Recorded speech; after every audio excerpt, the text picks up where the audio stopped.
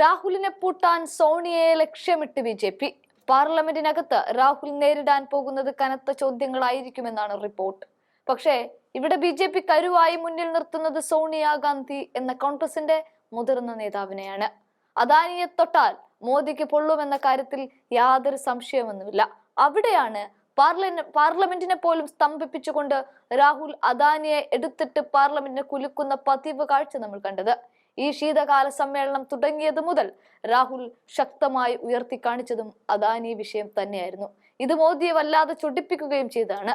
ഇവിടെ ബി.ജെ.പി. കണ്ടെത്തിയ മറ്റൊരു മാർഗമാണ് സോണിയ. ഇവിടെ ബി.ജെ.പി. ഉയർത്തുന്നത് ഗുരുതരമായ ആരോപണങ്ങളുമാണ്.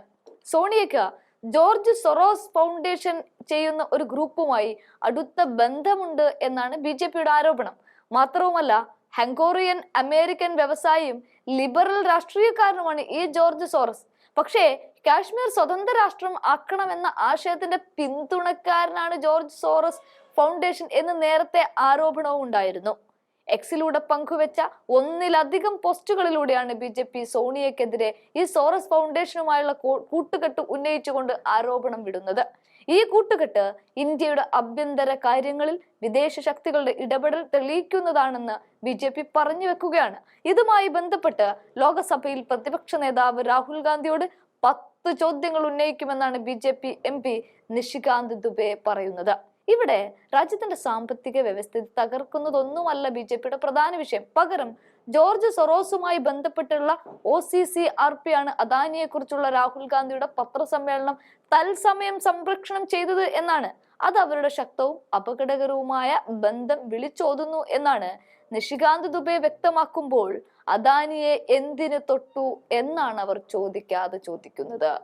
അതിന്റെ പേരിലാണ് മീഡിയ പോർട്ടലായ organised crime and corruption reporting പ്രൊജക്ടിന്റെ പേരിൽ ഹംഗേറിയൻ അമേരിക്കൻ വ്യവസായിയായ ജോർജ് സോറസ് പ്രതിപക്ഷവുമായി ഒത്തുകളിച്ച് ഇന്ത്യൻ സമ്പദ് വ്യവസ്ഥയെ തകർക്കാനും നരേന്ദ്രമോദി സർക്കാരിനെ അപകീർത്തിപ്പെടുത്താനും ശ്രമിച്ചു എന്നാണ് ബി.ജെ.പി. ഉന്നയിക്കുന്ന പ്രധാന ആരോപണം. എന്തായാലും രാജീവ് ഗാന്ധി ഫൗണ്ടേഷനിലെ സോണിയാഗാന്ധിയുടെ അധ്യക്ഷ സ്ഥാനം ജോർജ് സൊറോസ് ഫൗണ്ടേഷനുമായുള്ള ഒരു പങ്കാളിത്തത്തിലേക്ക് നയിച്ചുവെന്ന് ബി.ജെ.പി. ചൂണ്ടിക്കാണിക്കുന്നുണ്ട്. ഇന്ത്യൻ സംഘടനകളിൽ വിദേശ ഫണ്ടിംഗ് സ്വാധീനം കാണിക്കുന്നതാണ് ഈ കാര്യമെന്നും ബി.ജെ.പി. തങ്ങളുടെ ട്വീറ്റ് പരമ്പരയിലൂടെ ആരോപിക്കുമ്പോൾ പ്രതിപക്ഷത്ത് നിന്ന് രാഹുലും പ്രിയങ്കയും രണ്ടും കൽപ്പിച്ച് നടുത്തളത്തിലേക്ക് ഇറങ്ങേണ്ടി വരും. ഒന്ന് അദാനിയെ പൂട്ടാൻ, മറ്റൊന്ന് സോണിയയെ സംരക്ഷിക്കാൻ.